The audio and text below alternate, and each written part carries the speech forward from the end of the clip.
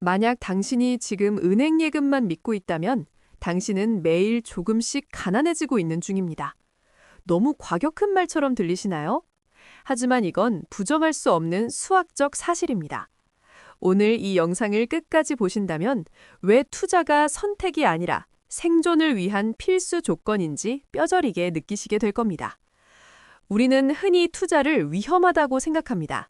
주식으로 돈을 날린 사람, 부동산으로 빚더미에 앉은 사람 이야기를 들으며 고개를 젓죠. 그래서 나는 안전하게 저축만 할 거야 라고 다짐합니다. 그런데 정말 그게 안전할까요?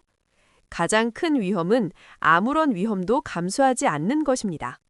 왜냐하면 우리에게는 보이지 않는 암살자, 바로 인플레이션이 있거든요. 물가는 매년 오르는데 내 돈이 그대로라면 그 돈의 가치는 계속 떨어지는 겁니다. 10년 전 10,000원으로 살 수 있었던 것들과 지금 10,000원으로 살 수 있는 것들을 떠올려 보세요. 짜장면 가격만 봐도 알 수 있죠. 예전에는 몇천 원이면 먹던 것이 이제는 10,000원에 육박합니다. 이게 바로 화폐 가치의 하락입니다. 은행 이자가 물가 상승률을 따라잡지 못하는 순간 당신의 통장에 찍힌 숫자는 늘어날지 몰라도 실제 구매력은 줄어듭니다. 열심히 일해서 번 돈이 단지 통장에 넣어뒀다는 이유만으로 녹아내리고 있는 셈이죠. 이걸 깨닫는 게 투자의 첫 걸음입니다. 게다가 지금 우리는 인류 역사상 한 번도 겪어보지 못한 시대를 살고 있습니다. 바로 호모 헌드레드, 100세 시대입니다. 이게 축복일까요? 아니면 재앙일까요?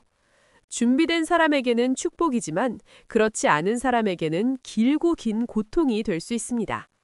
과거 우리 부모님 세대는 60세에 은퇴하고 70대나 80대에 돌아가셨습니다. 은퇴 후 10년, 20년 정도만 버티면 됐었죠. 그 정도는 퇴직금과 국민연금, 그리고 약간의 저축으로 감당이 가능했습니다. 하지만 지금은 다릅니다. 60세에 은퇴해도 40년을 더 살아야 합니다. 30년 일해서 번 돈으로 은퇴 후 40년을 먹여 살려야 하는 구조가 된 거죠. 단순히 덧셈 뺄셈만 해봐도 답이 나오지 않습니까?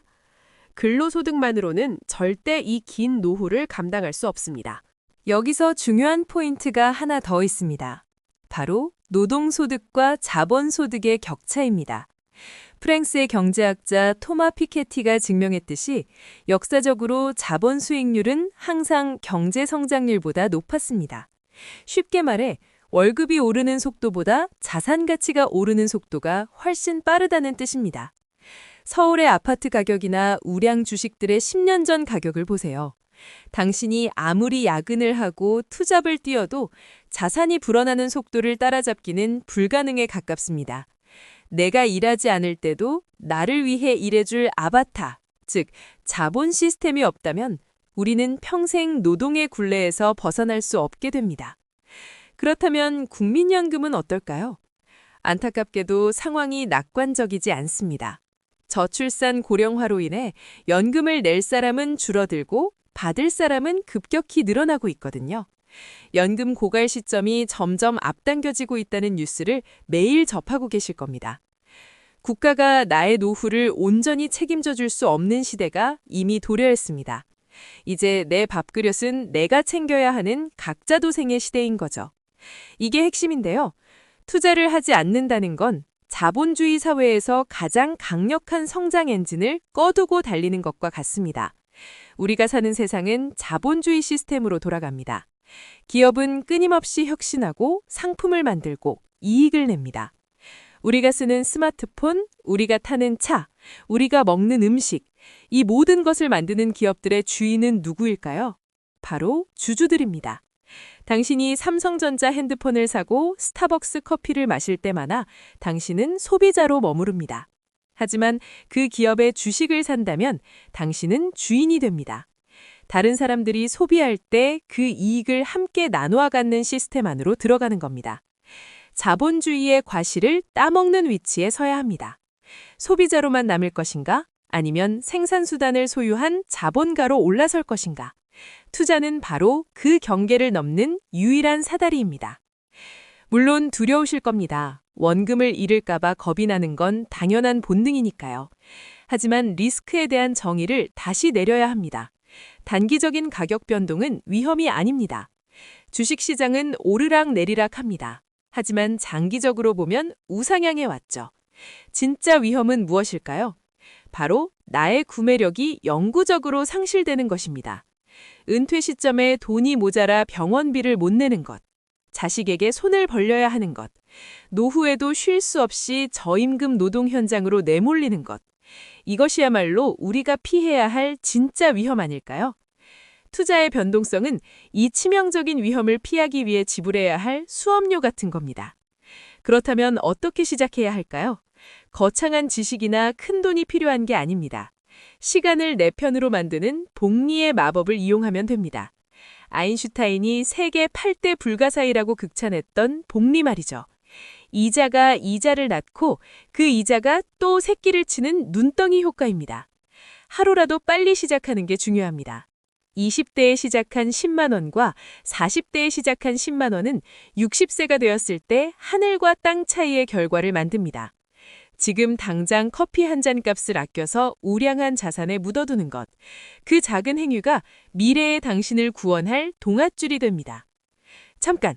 여기서 오해하시면 안 됩니다.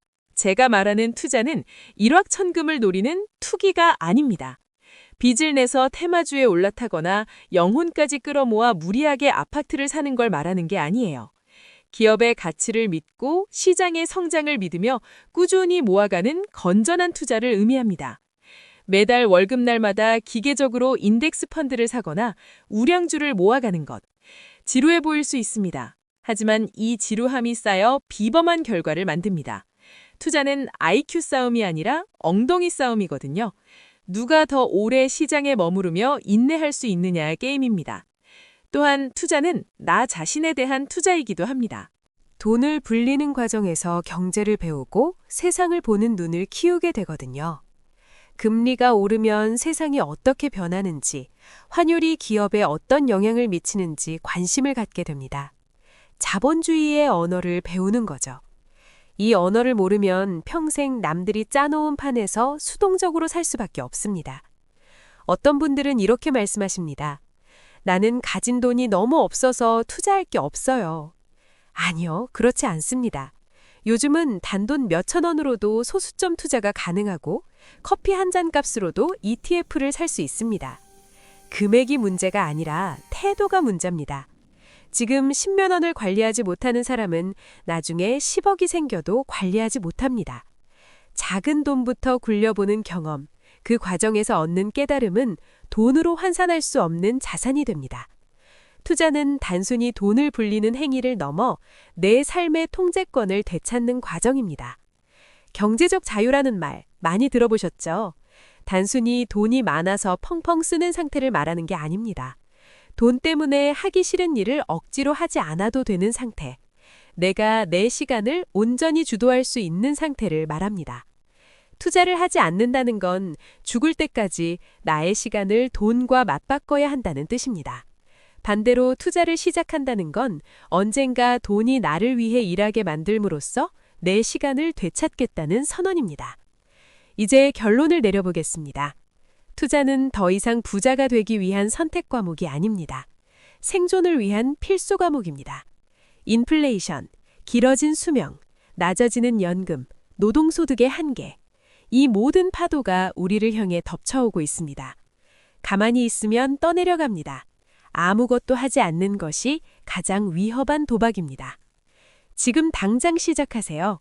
서점에 가서 투자 관련 베스트셀러를 한 권 읽는 것부터 시작해도 좋습니다. 증권 계좌를 개설하고 단 한 주라도 우량한 기업의 주식을 사보는 것도 좋습니다. 중요한 건 행동입니다. 오늘 심은 작은 씨앗이 10년 후, 20년 후 당신을 뜨거운 떼약볕으로부터 지켜줄 거대한 나무가 될 테니까요. 여러분의 미래는 지금 여러분의 선택에 달려 있습니다.